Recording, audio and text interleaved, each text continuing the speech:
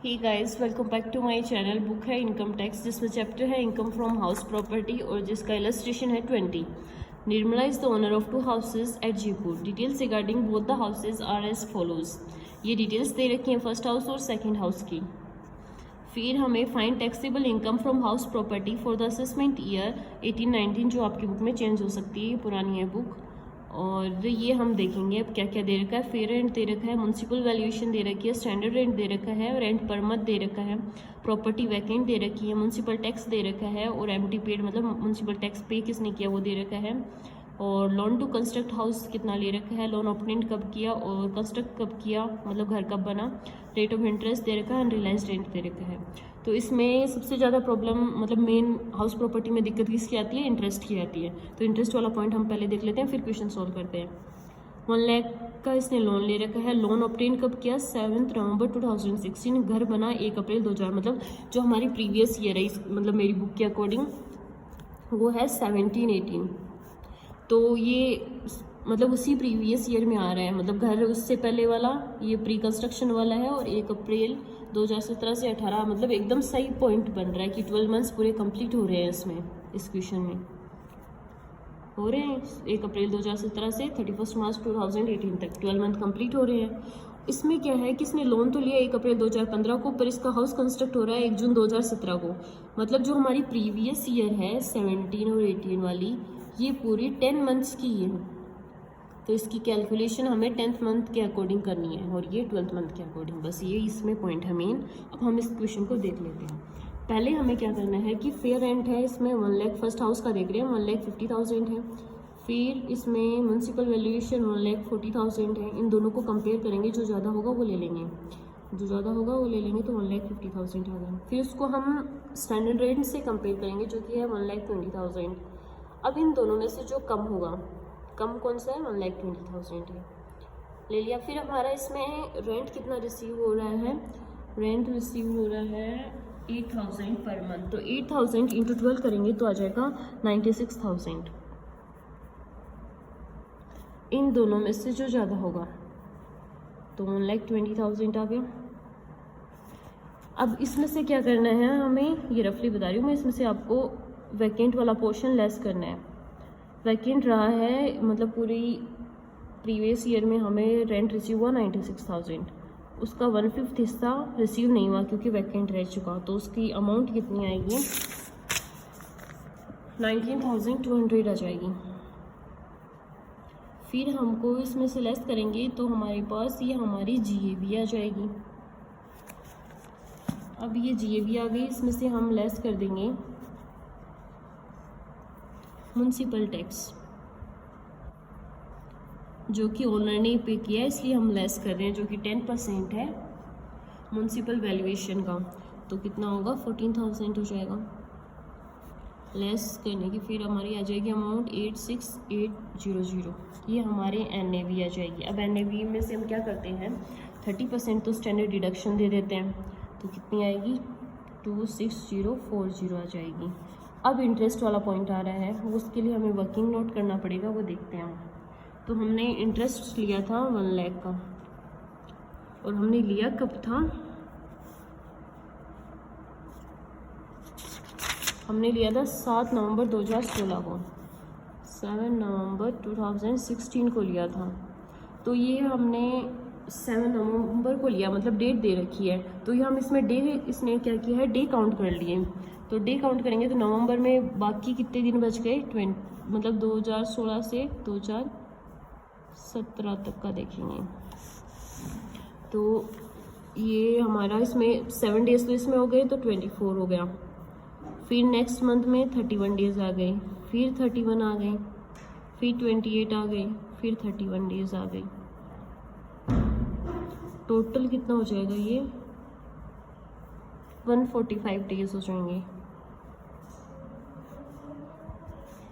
तो ये हमारा हो जाएगा प्री कंस्ट्रक्शन वाला, क्योंकि घर बन के कब हुआ था, 1 अप्रैल 2017 को घर बन के तैयार हो गया था। ये तो डेट दे रखी है ना, 1 अप्रैल 2017।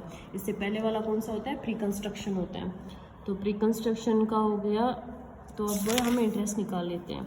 तो 1 लाख का 10% दे रखा है, फिर ये 145 डेज़ के अकॉर्डिंग लिए तो 145 मतलब डेज़ कितने होते हैं 365। फिर पूरी इंस्टॉलमेंट मतलब 1/5 हिस्सा ही तो अलाउड करते हैं हम हर साल, तो इसका 1/5 हिस्सा ही लेंगे, पूरा नहीं लेंगे। तो कितनी अमाउंट आ जाएगी, ये आ जाएगी 795 अमाउंट आ जाएगी। और जो करंट ईयर के लिए है उसका तो हम टोटली पूरी मतलब ईयर का ही लेंगे, तो उसका 10% ले लिया तो 10,000 आ गया। ये प्री कंस्ट्रक्शन का है, ये करंट ईयर का है,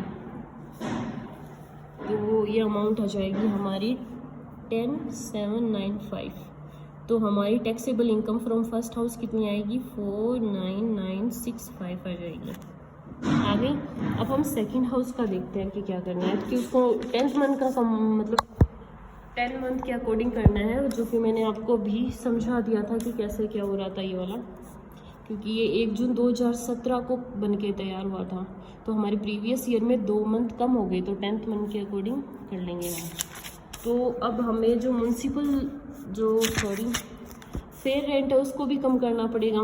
जो ये 1,92,000 है, ये 12 मंथ का, इसको 10 में कम कर लेंगे। और 1,44,000 है, ये 12 मंथ का, इसको भी 10 मंथ का कर लेंगे। और जो 1,56,000 है, इसकी 12 का है, इसको 10 का कर लेंगे।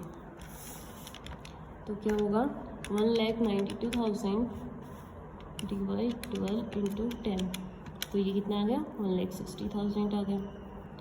फिर है 1,44,000 डिवाइड 12 × 10, तो ये 1,20,000 आ गया। और ये 1,56,000 डिवाइड 12 × 10, तो ये कितना हो जाएगा 1,30,000 आ गया। अब हम क्या करते हैं कि जो फेयर रेंट है उसको म्यूनसिपल वैल्यूएशन से कंप्यूट करते हैं, जो ज़्यादा होता है वो ले लेते हैं, तो 1,60,000 ले लिया। फिर उसको हम स्टैंडर्ड रेंट से कंपेयर करते हैं, तो कम होता है वो ले लेते हैं, 1,30,000 आ गया। अब हमारा जो एक्चुअल में रेंट था 12,000 था, और 12,000 था हमारा, और इंटू कर देंगे 10 मंथ का, तो आ जाएगा 1,20,000। इन दोनों में से ज़्यादा लेंगे तो 1,30,000 ले लिया हमने। इसमें से हमें वैकेंट वाला पोर्शन लेस करना है, तो हमारा वैकेंट वाला पोर्शन कितना है, वैकेंट रहा है 2 मंथ्स के लिए, तो 12,000 × 12 करेंगे, कितना आएगा 24,000 आ जाएगा, वो लेस कर दिया हमने। और एक अनरियलाइज्ड भी है इसमें पॉइंट, वो भी 2 मंथ्स का है, तो वो भी 24,000 हो गया। तो हमारी कैलकुलेशन होगी 24,000 माइनस,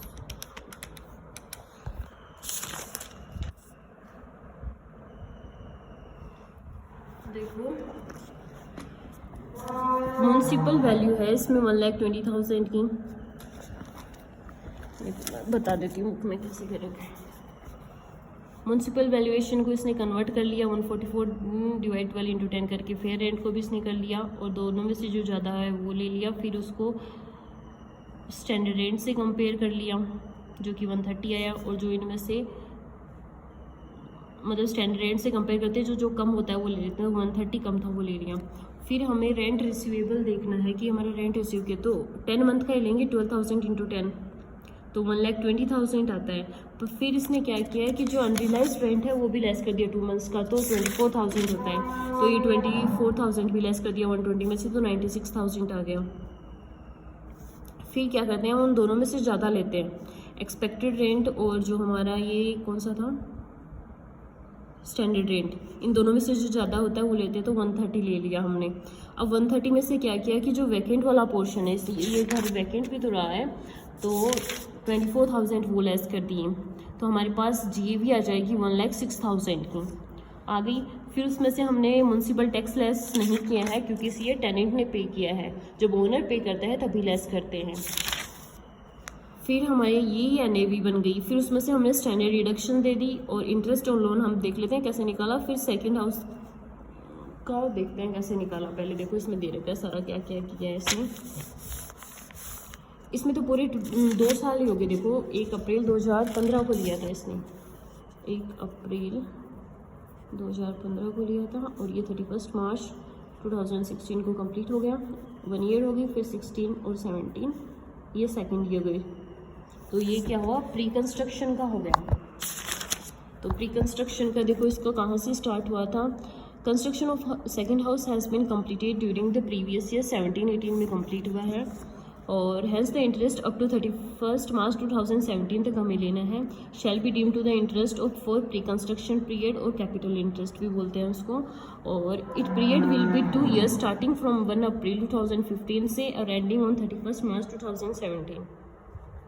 यहाँ से यहाँ तक लेना है हमें, जो कि हमारा प्री कंस्ट्रक्शन में आएगा, जिसको हम कैपिटल इंटरेस्ट भी बोलते हैं। इंटरेस्ट हैज़ जैसे कंप्यूट किया है वो देखो इसने कैसे किया है।